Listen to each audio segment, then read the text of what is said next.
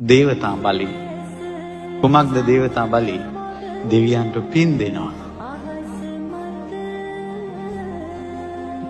දැන් බලන්න මිනිස්සෙකුගේ ජීවිතේ එක අංගයක් අම්මට සලකනවා වගේම අංගයක් වෙන්න ඕන කියනවා දෙවියන්ට පින් දෙන එක. කෝ දෙවිවරුන්ට ගරහනවා. දෙවියන්ට ගරහා බණ කියන අයගේ බණ අහන අයට යන කලදසාව කුමක්ද? තියෙනවා කලදසාව. පිරිහීමක්ම කැමති විය යුතු දියුණුවක් නන් නෙවෙයි. ඒකට මම උදාහරණ කතාවක් කියන්නම්. මේ දෙවියන්ට පින් දෙන එක. වෙලෙන්දු දෙන්නේ වෙලඳාම් කරගෙන ඉද්දී එක වෙලෙන්දෙකු මේ අරෙන් ගඟකින් එතර වෙන්න ඕන.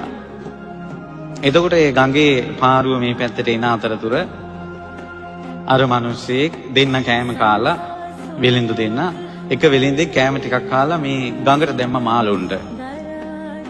දාලා හිතුවා මේ මාළුන්ට කෑම දාපු පින මේ ගංගා දේවතාව අනුමෝදන් වේවා. ඒකට එහෙම කියනකොටම අර ගංගේ දේවතාවට ඒක දැනුණා. සතුටු වුණා. දැන් ඔන්න අර වෙලෙන්ද දෙන්න ඔරුව එනකල් හාන්සි වෙලා ඉන්නවා. අර කෑම දාපු වෙලෙන්දට නිින්ද ගියා. අනිත් වෙලෙන්ද ගාව තමයි තිබ්බේ කාසි පොදිය. දෙන්න එකතු වෙලා මේ බිස්නස් කරපු එකේ. ඔහු කුමක්ද කළේ? කාසි තිබ්බ බෑග් වගේම බෑග් එකට ගල් කැට ටිකක් දාලා ඉනේ ගහගත්තා. මේ පැත්තේ කාසි පොදිය තියෙනවා අනිත් පැත්තේ ගල් කැට පොදිය තියෙනවා. දැන් ඔන්න ඔරුව ආව ඔරුවේ නැගලා යන ගමන් ඔරුව හෙල්ලෙන අතරේ අර ගල් කැට එක දාලා සල්ලි නැති වුණා කියන්නේ ඕනනේ කාසි නැති වුණා කියන්නයි. ඇත්තටම දැම්මේ කහවණු තිබ්බ එක. ගඟට දැම්මා.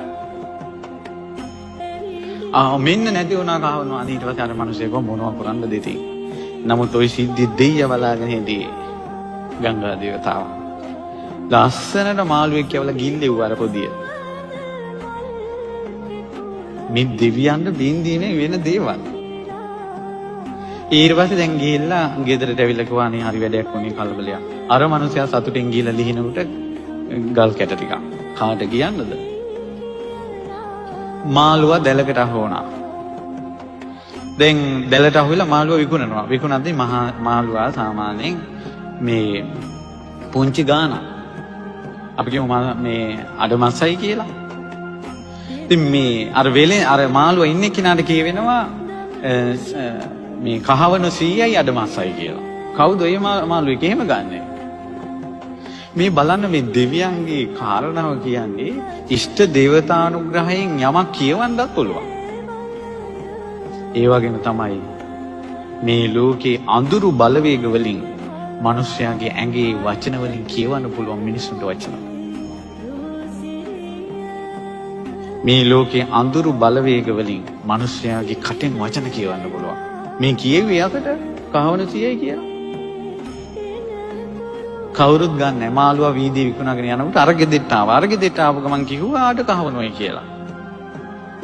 ඊට පස්සේ දීලා ගත්ත අර මිනිස්සෙක් හරි පුදුමයි මෙච්චර වෙලාවක් මම මේක ලොකු ගානකට ගියා හිටියේ ඔබට මේ අඩු ගානක් කියවුණා. හරි යන්නේ කියලා යවුවා. මාළුවා කපනකොට කහවණු පොදිය ඇතුලේ. පුදුමයි.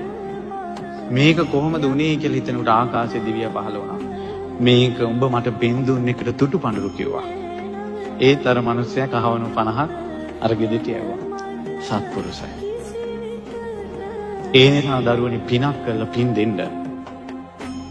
ගොඩාක් අය දාන දෙන්න යනවා දාන වෙලාවේ පින් අනුමෝදන් කරන වෙලාවේ එළියේ ඉන්නවා.